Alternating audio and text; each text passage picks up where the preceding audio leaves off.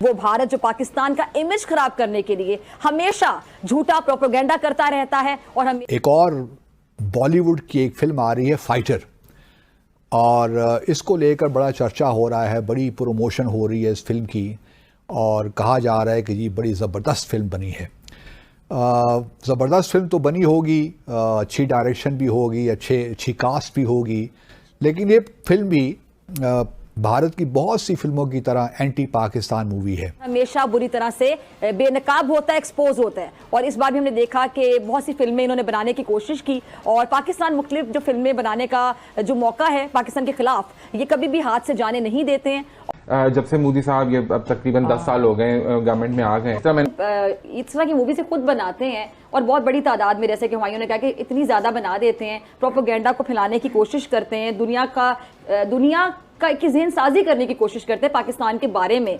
झूठ पे मबनी प्रोपेगेंडा फैलाते हैं, क्योंकि पाकिस्तान से हसद करते हैं। कभी सनी देओल की वो गदर मूवी थी, वो भी आपने देखी, फिर अजय देवगन को लेते हैं किसी मूवी में, किसी में अक्षय कुमार, कोई सनी देओल, लेकिन रियलिटी में इनके नाम क्यों ले रही हूँ, बेसिकली मैं नाम इसलिए ले रही हूँ कि उसमें तो बड़ा इसका दबंग रोल दिखाते हैं कि पता नहीं क्या है। 20 करोड़ मुसलमान तो इस वक्त बैक फुट पे हैं वहां पर इंडिया में, और वो तो बेचारे, और बाकी माइनॉरिटीज का भी बुरा हाल है, बाकी माइनॉरिटीज का भी बुरा हाल है। और जो जिंगोइज्म उन्होंने इस वक्त अपने अवाम को जिस तरह चार्ज किया है मोदी साहब ने अपने पॉलिटिकल गेन्स के लिए, ऑफ कोर्स, लेकिन जब हकीकत में इनके जो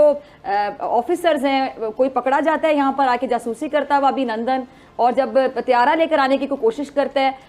क्रॉस करने की कोशिश करता है अपनी लिमिट को, अभिनंदन, तो फिर वो जमीन पर ठा करके गिर जाता है। और इससे पहले बेशुमार भारत जो बॉलीवुड है, उन्होंने बेशुमार पाकिस्तान के ख़िलाफ़ फिल्में बनाई, जिसमें फैंटम भी है, एजेंट विनोद भी है, गदर भी है, द कश्मीर फाइल्स भी है, एक था टाइगर, और बहुत सी फिल्में हैं। तो फिल्में तो बेशुमार हैं, और ये जो फाइटर है ये भी एंटी पाकिस्तान फिल्म है। वहाँ पे बकायदा टीवी शो पे बहस हो रही थी कि जो जहाज ये गिरा है ये पाकिस्तान का जहाज है। फिर उनके एक तज्जियाकार ने, एनालिस्ट ने बताया कि MiG-21 है जो कि भारत का जहाज है।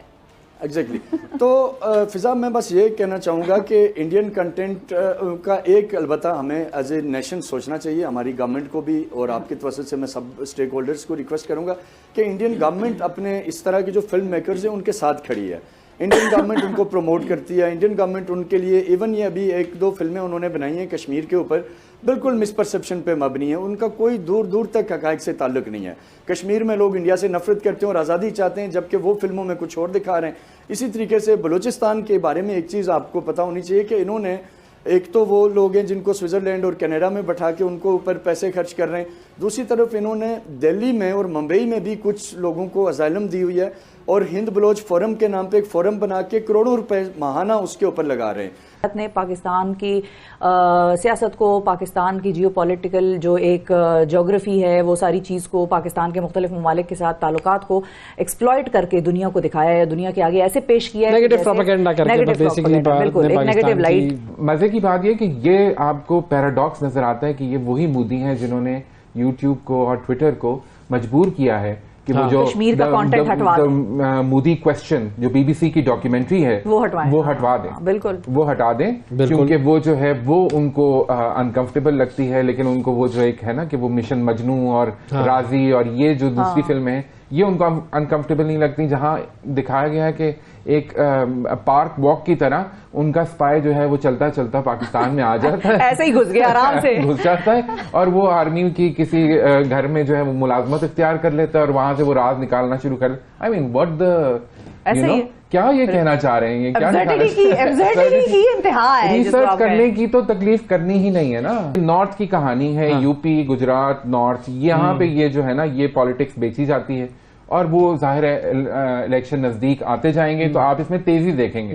तो वो उन्होंने तो मुद्दा खड़ा करके रखना है, और वो उनके पास और कोई स्लोगन है नहीं इस तरह का, तो इसके ऊपर वो फिर राइल अप करते हैं पब्लिक इमोशन को, और वो इन फिल्मों के थ्रू करते हैं। और ये बनाई गई है, जो पुलवामा का वाक़या हुआ था 14 फरवरी 2019 को, उसको लेकर बनाई गई है। और फिर जो भारत ने बालाकोट पे एक नाकाम हमला किया, उसका सारा जिक्र है इस फिल्म में। तो कहने का मकसद ये है कि भारत अक्सर लोग पाकिस्तान में हमें कहते हैं कि जी पाकिस्तान ये क्या कश्मीर कश्मीर करता रहता है, भारत के साथ ताल्लुकात क्यों नहीं ठीक करता, कश्मीर को पसे पुश क्यों नहीं डाल देता। और मैं उन लोगों से अक्सर यही कहता हूँ कि जहाँ तक मेरी अपनी असेसमेंट है,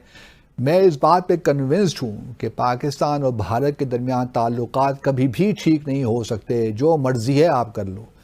जब तक जम्मू और कश्मीर का तनाज़ा हल नहीं होगा। हमारे एक 2-3 बड़े अच्छे आर्टिस्ट हैं, अदनान सदीकी, और उन्होंने एक 2 शायद बॉलीवुड की मूवी में काम भी किया है।